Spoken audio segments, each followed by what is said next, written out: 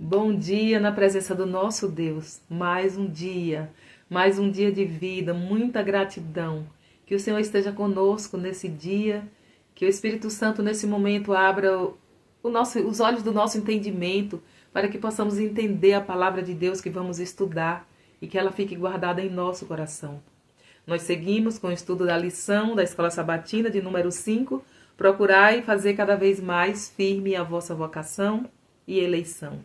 Hoje, terça-feira, o dia vai andando, os dias vão passando. Hoje, 30 de julho. Perseverando na fé, o nosso título. E a pergunta: o que acontece sempre que deixamos de manter constante diligência em fazer cada vez mais firme nossa vocação e eleição? Nós temos a resposta em Ezequiel 33, verso 13. Aqui fala do justo.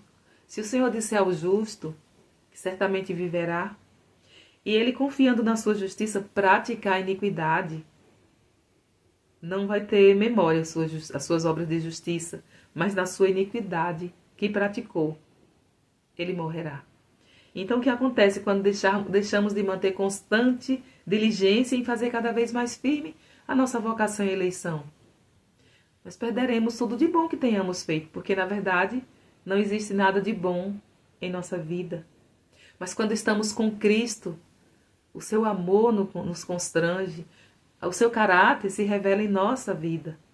Mas se nós deixarmos de edificarmos a nossa vida nele, se deixarmos de, com diligência, fazer cada vez mais firme a nossa vocação e pecarmos confiando na nossa própria justiça, nós nos perderemos.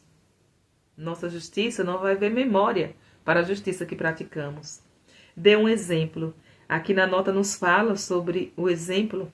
Deus mostra seu desagrado pelo fato de Davi. É o exemplo de Davi. Ele teve muitas esposas.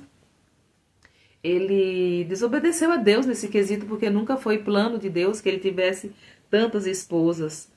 E a terrível calamidade que Deus permitiu sobreviver sobre ele, o qual pela sua própria integridade um dia foi conhecido como um homem segundo o coração de Deus.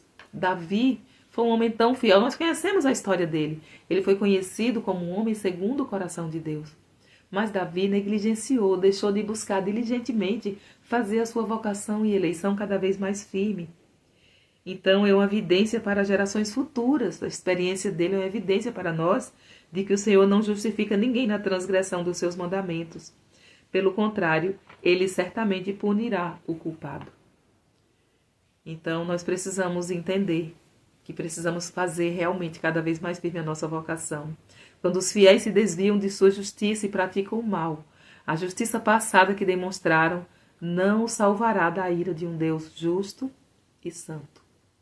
Em contraste, descreva qual deve ser nossa atitude e por que devemos sempre nos lembrar dessa verdade vital.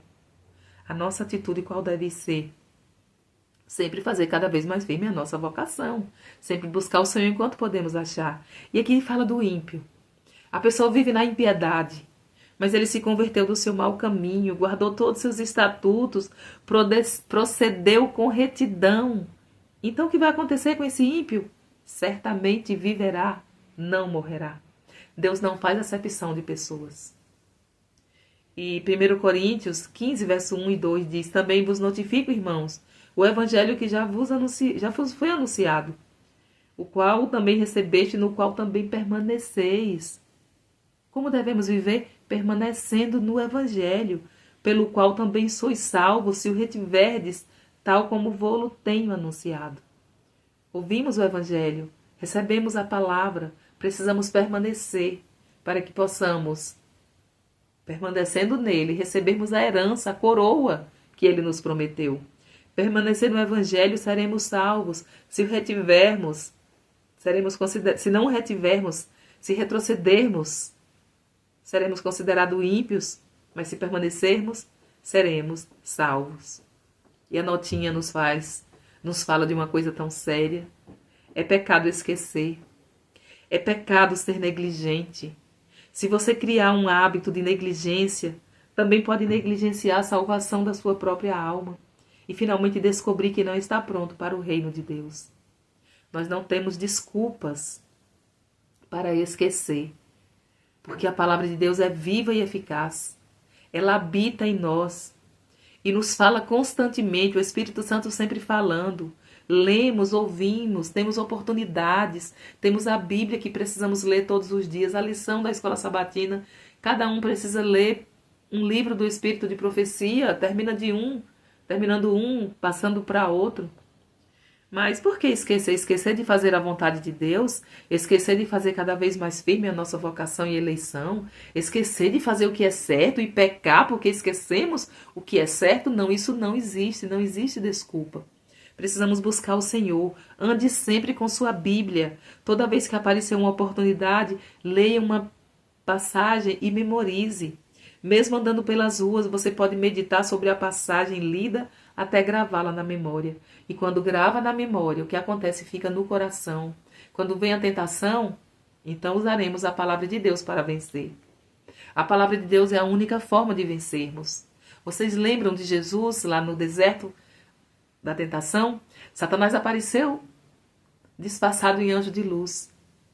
Ali pendia o destino de Jesus, o nosso destino, a nossa salvação. O plano de Satanás era fazer com que Jesus desistisse de nos salvar. Por quê? Se Jesus desistisse, ele também, ali era a vitória dele.